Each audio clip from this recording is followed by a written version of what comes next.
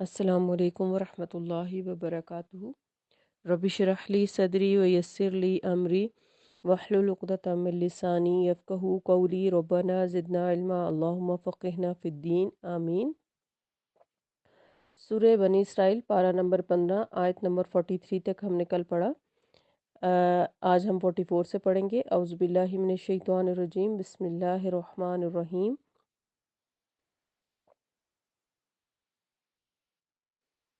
तुसब्बिहु लहुस समावातु सबअु वल अर्दु वमन फीहिन्ना व इम मिन शैइन इल्ला युसब्बिहु बिहम्दिही वलाकिन ला तफ़क़हूना तस्बीहहुम इन्नहु काना अलीमन गफूरा।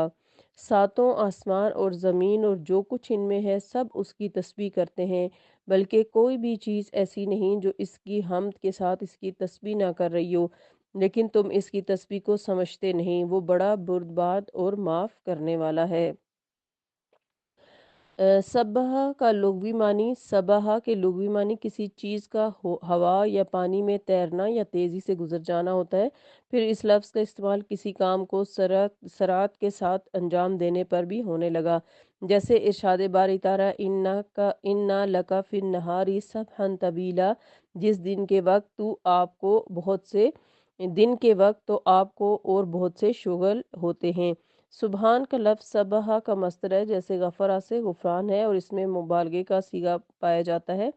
इस कायनात में लाखों और करोड़ों सैयारे फ़ज़ा में नहायत तेज़ी से गर्दिश कर रहे हैं, जिनमें ना कभी लग़ज़िश पैदा होती है, ना झोल, और ना ही तसादुम या टकराव पैदा होता है, जिससे वाज़ह होता है कि इन पर कंट्रोल करने वाली हस्ती अपनी तकदीर, तदबीर और इंतज़ाम में नहायत मुहकम और हर किस्म की बेतदबीरी और ऐब या नुक्स से पाक हस्ती ही हो सकती है।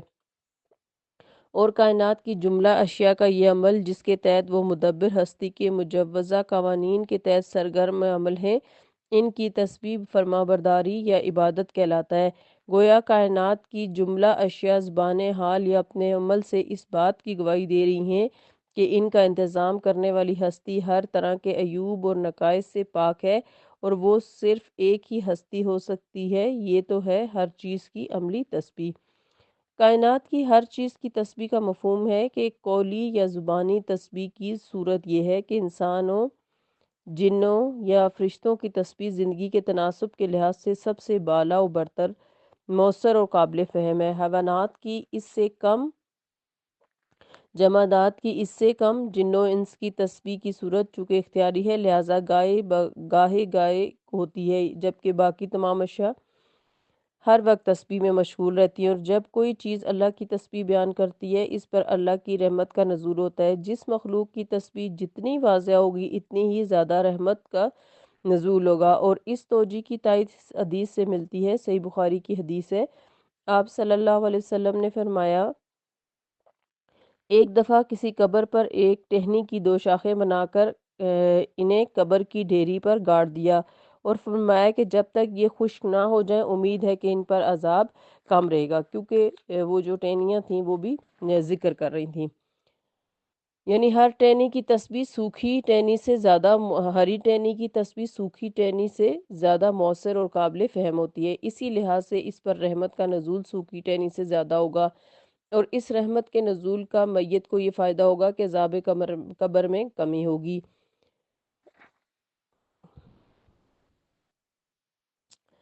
अगली आयत की तरफ चलते हैं। आयत नंबर 45। व इज़ा करा तल कुरआना जअलना बैनका व बैन अल्लज़ीना ला युमिनून बिल आखिरति हिजाबम मस्तूरा। और जब कुरान पढ़ते हैं तो हम आपके और उन लोगों के दरमियान एक मख्फी पर्दा हायल कर देते हैं जो आखिरत पर ईमान नहीं रखते। यानी मुशरिकीन मक्का नबी सल्लल्लाहु अलैहि वसल्लम के कुरान पढ़ने को जो है वो पसंद नहीं करते थे। तो इसलिए कहा कि जब आप कुरान पढ़ते हैं, यानी नबी सल्लल्लाहु अलैहि वसल्लम जब कुरान पढ़ते हैं तो आप सल्लल्लाहु अलैहि वसल्लम के और इन लोगों के दरमियान एक मख्फी पर्दा, यानी जो उन्हें नज़र नहीं आता, हायल कर दिया जाता है, जो आखिरत पर ईमान नहीं रखते, यानी उनको कुरान असर नहीं करता। आयत नंबर 46। वजालना अला कुलूबिहिम अकिन्नतन अन यफ़क़हूहु व फ़ी आज़ानिहिम वक़रा व इज़ा ज़करता रब्बका फ़िल कुरआनी वहदहु वल्लौ अला अदबारिहिम नुफूरा। ہم نے ان کے دلوں پر پردہ چڑھا دیا ہے کہ وہ اس قرآن کو سمجھ ہی نہ سکیں، اور ان کے کانوں میں بوجھ ہے، اور جب آپ قرآن میں اپنے اکیلے پروردگار کا ذکر کرتے ہیں تو وہ نفرت سے پیٹھ پھیر کر بھاگ جاتے ہیں۔ یہ چھپا ہوا پردہ اور دلوں پر پڑا ہوا پردہ ہونا، یا ان کا ایسا محفوظ ہونا کہ کوئی بیرونی چیز ان پر اثر نہ کر سکے، اور کانوں کی ثقل سماعت ہونا، یہ سب باتیں قریش مکہ نے خود ہی بڑے فخر سے اپنے متعلق کہی تھیں، جیسا کہ یہی باتیں سورہ حامیم السجدہ کی 5ویں آیت میں مذکور ہیں۔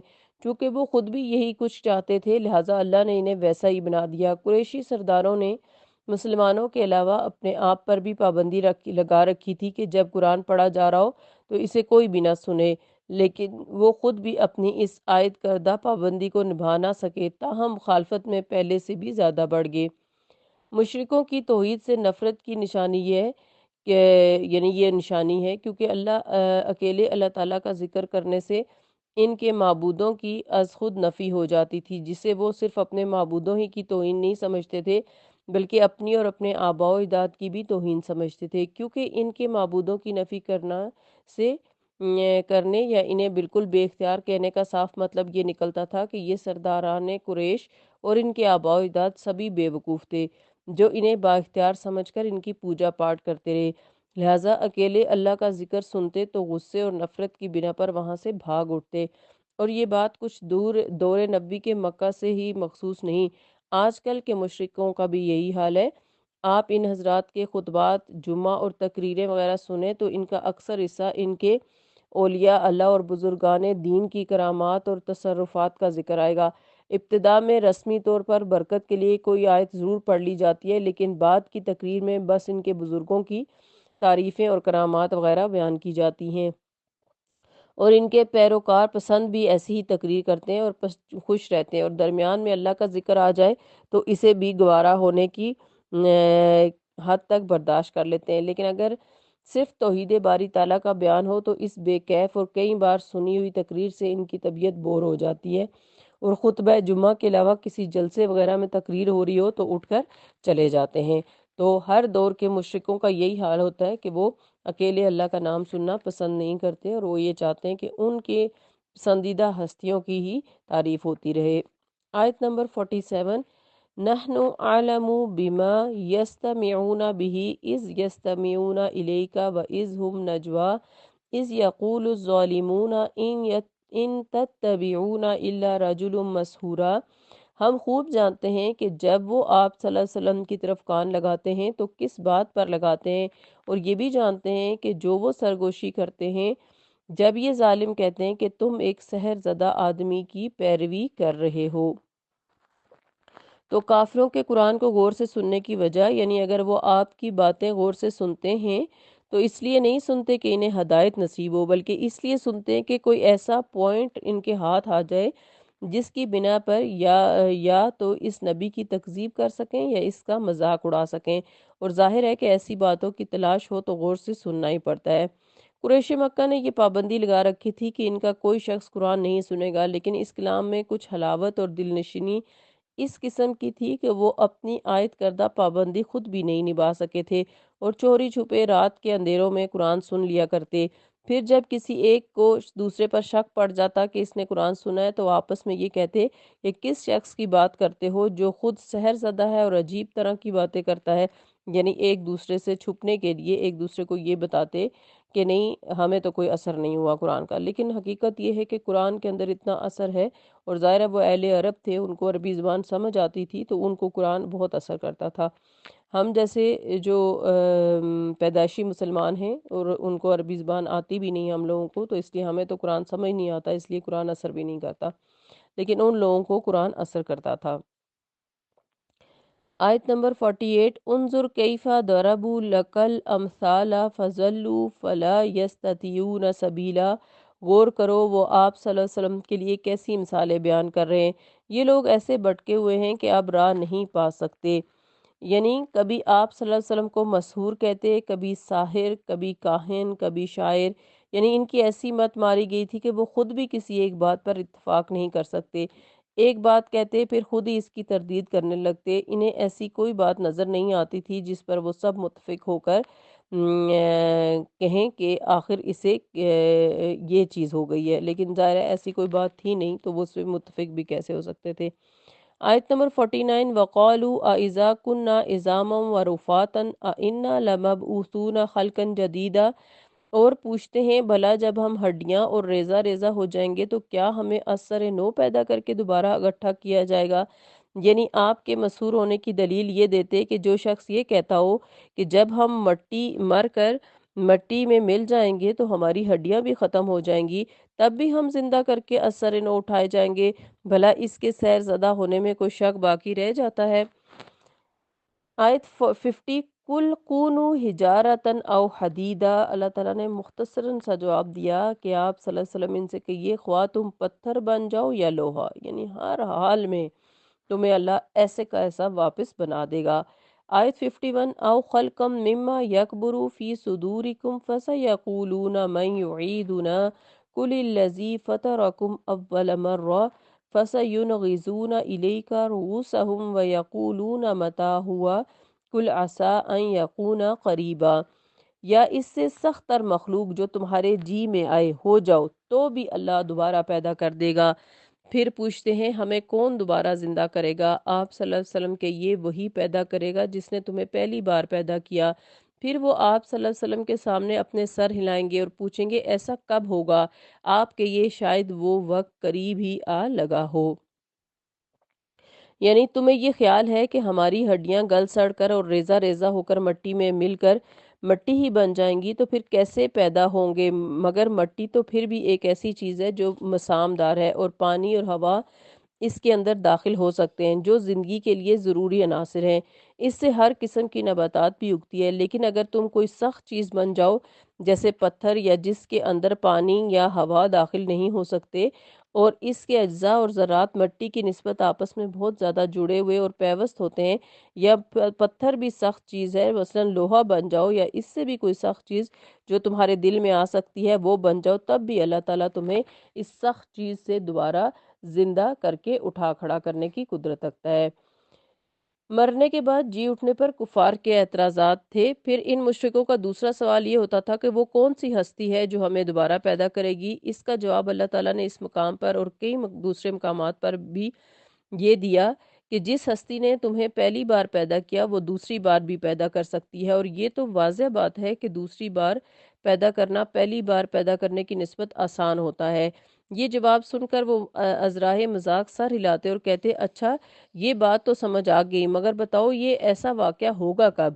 یہ ان کا تیسرا سوال ہوتا۔ اس سوال کا متعین وقت بتانا اللہ کی مشیت کے خلاف ہے، جیسا کہ کسی کو اس کی موت کا معین وقت بتانا یا کسی نافرمان قوم کو اس پر عذاب نازل ہونے کا متعین وقت بتانا اللہ کی مشیت کے خلاف ہے کہ اس سے انسان کی پیدائش اور ابتلا کا مقصد ہی فوت ہو جاتا ہے۔ لہٰذا اس سوال کا جواب یہ دیا کہ جس چیز کا واقعہ ہونا ایک یقینی امر ہو وہ قریب ہی ہوتی ہے، جیسا کہ ہر انسان کی موت یقینی ہے مگر اس کا وقت معلوم نہیں اور کسی بھی وقت یا ابھی بھی آ سکتی ہے، لہٰذا اسے قریب ہی سمجھنا۔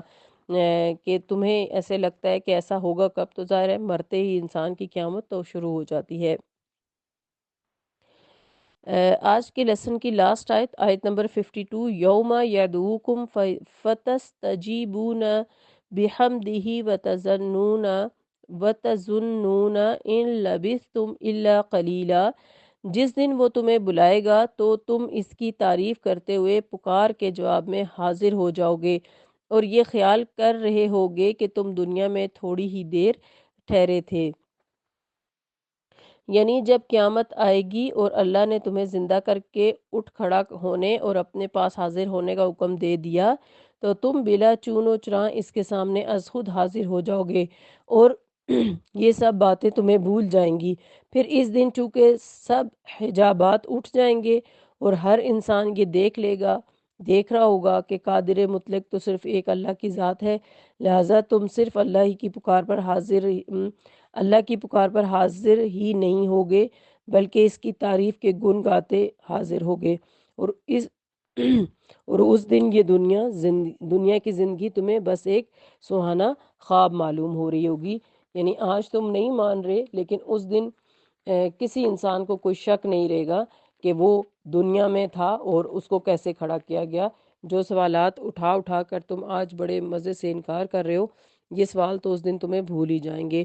اور ظاہر ہے کہ جب سور پھونکا جائے گا، پہلا سور پھونکا جائے گا تو سب انسان مر جائیں گے، سب یعنی مخلوق مر جائے گی، اور دوسرے سور اللہ ہی بہتر جانتا ہے کہ کب پھونکا جائے گا۔ جب دوسرا سور پھونکا جائے گا تو تمام انسان جو ہیں وہ جہاں جہاں بھی ان کی مٹی پڑی ہوئی ہوگی وہ مدفن ہوں گے، جس صورت میں بھی وہ مرے ہوں گے، سب کے سب بالکل صحیح سلامت بن کر اٹھ کے کھڑے ہو جائیں گے اور حشر کے میدان کی طرف جمع ہو جائیں گے۔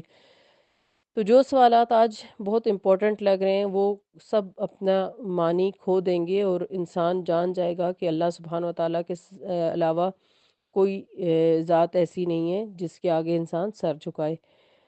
اور یہ سب باتیں پڑھنے اور کرنے کے بعد ہم سب کا کیا طریقہ ہونا چاہیے کہ آخرت پر ہمارا یقین پختہ ہونا چاہیے۔ یہ ہمارے ایمان کے کامل ہونے کے لیے ضروری ہے۔ تو آخرت پر یقین اس لیے ضروری ہے کہ جب تک ہم آخرت پر یقین نہیں کریں گے، ہمارے عمل میں تبدیلی نہیں آ سکتی، ہمارے اندر تقویٰ نہیں آ سکتا۔ آخرت پر یقین وہ واحد چیز ہے، اللہ کا ڈر وہ واحد چیز ہے جو انسان کو اچھے عمل کی طرف لے کے جاتا ہے۔ عمل صالح آخرت پر یقین کے بغیر ممکن ہی نہیں۔ اللہ تعالی ہم سب کو آخرت پر پختہ یقین عطا فرمائے، اور ہم آخرت اورینٹڈ ہو جائیں، اور آخرت کے بارے میں سوچتے ہوئے اپنے عمل کریں۔ آمین۔ سبحانک اللہم و بحمدک، نشہد ان لا الہ الا انت، نستغفرک و نتوب الیک۔ السلام علیکم ورحمۃ اللہ وبرکاتہ۔